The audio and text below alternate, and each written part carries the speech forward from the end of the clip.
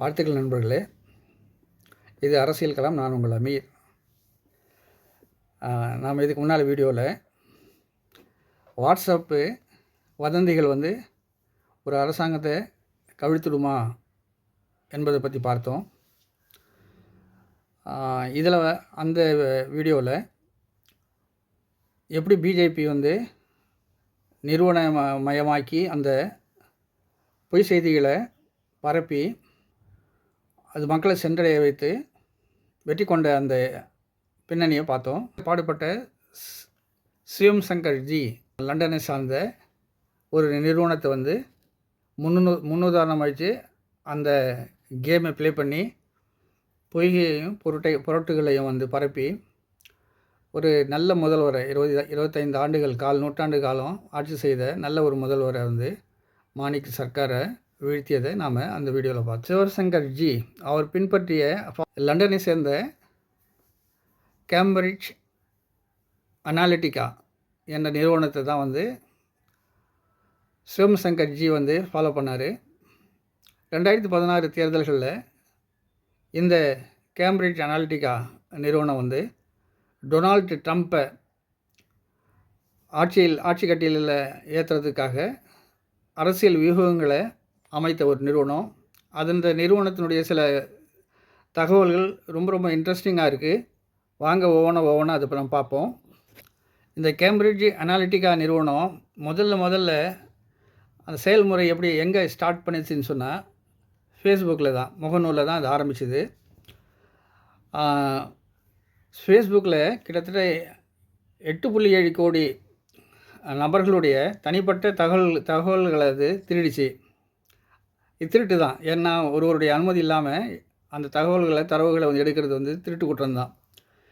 இது Donald Trump வெற்றி அடைவதற்காக அமெரிக்க வாழ் மக்களுடைய அந்த ஃபேஸ்புக் தகவல்களை திருடியது.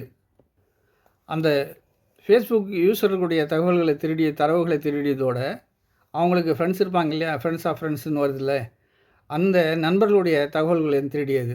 எல்லாத்தையும் அந்த தரவுகளை எல்லாம் திருடி ஒரு பகுப்பாய்வு செய்யுது. இந்த பகுப்பாய்வில் மைய கருத்தாக முக்கியமான சில விஷயங்களை அது முன்வைக்குது.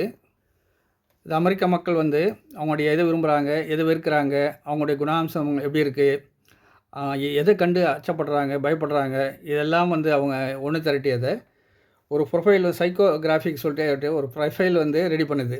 பாருங்கள் எப்படியெல்லாம் டாக்டிக்ஸு அரசியலில் பண்ணுறாங்கன்னு சொல்லிட்டு. வாக்காளர்கள் எதை நம்புவாருங்க, எதை நம்ப மாட்டாங்க, எதை கண்டு அச்சப்படுவாங்க அப்படின்னு சொல்லிட்டு எல்லாம் அவங்க தகவல்களை திரட்டுறாங்க. இந்த 2016 அமெரிக்க தேர்தல்களில் டொனால்ட் ட்ரம்ப்பினுடைய இந்த பிரசார குழுவினுடைய தலைமை உத்தியாளராக இருந்தவர், அவர் பேர் ஸ்டீவ் பேனன். 2018 இந்த ஊழல் அம்பலப்பட்டது. அதாவது 2016 எலெக்ஷனுக்கு நடந்த இந்த திருட்டு வேலைகள் எல்லாமே 2002 வருஷத்தில் வெளிப்பட்டுச்சு, அம்பலப்பட்டது இந்த ஊழல் எல்லாம். அது யார் வெளிக்கொண்டு வாங்கன்னு சொன்னால் இந்த கிறிஸ்டோபர் வைலின்னு சொல்லிட்டு அந்த டீமில் இருந்த ஒரு நபர் இதை ஊழியர் அம்பலப்படுத்தினார்.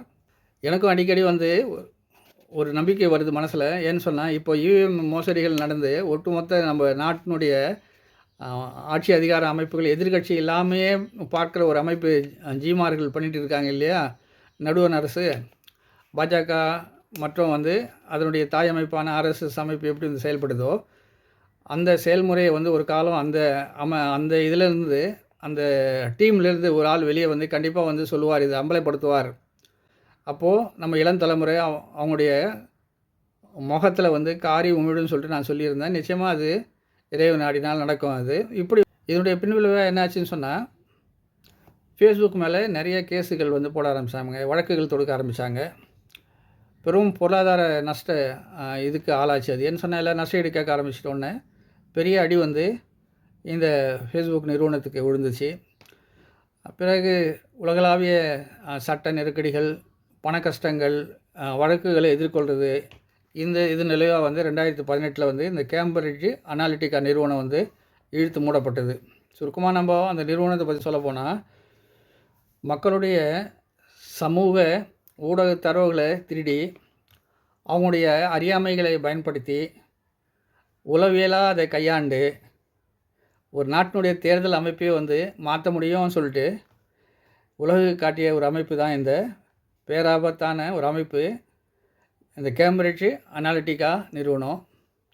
இத்தகைய ஒரு அமைப்பு மூலியமாக தான் வந்து தமிழ்நாட்டினுடைய தேர்தல்களும் நடந்து முடிஞ்ச தேர்தல்கள் இருக்குது. இதனுடைய பின்னணி வந்து ஆய்வு செய்தோன்னு சொன்னால் கண்டிப்பாக வந்து இதனுடைய பின்னால் யார் இது இயக்குனாங்க, எப்படி செயல்பட்டது, எப்படி இந்த இதெல்லாம் வந்து வெற்றியெல்லாம் சாத்தியமாச்சு, கண்டிப்பாக வந்து உலகுக்கு வெளிப்பட தான் போகுது ஒரு நாள். எல்லாம் வந்து அன்றைக்கு இந்த அமைப்பு வந்து காரி உமிழ போகிறாங்க. இப்படி காரணங்களை கண்டறிஞ்சு கலைந்து வெற்றியை நோக்கி நகர வேண்டிய ஒரு தருணம் இது. ஏன்னு சொன்னால் இது நாள் வரை தமிழ்நாட்டுடைய வரலாற்றில் காங்கிரஸுக்கு பிறகு திராவிட அமைப்புகளே இல்லை என்ற ஒரு நிலையை வந்து முதலாக வந்து என்னுடைய இதில் ஆய்வில் நான் பார்க்குறேன். இது வந்து ரொம்ப ரொம்ப வந்து மோசமான ஒரு பின்விளைவுகளை நம்ம எதிர்கால சந்ததிகளை உருவாக்கும் என்ற அச்சம் கூட இருக்குது இதில். அதனால் இந்த சூத்திரதாரிகள் யார் என்று நம்முடைய இளம் தலைமுறையை வந்து கண்டுபிடிக்கும்னு சொல்லிட்டு ஒரு நம்பிக்கையோடு நான் இருக்கிறேன். நன்றி.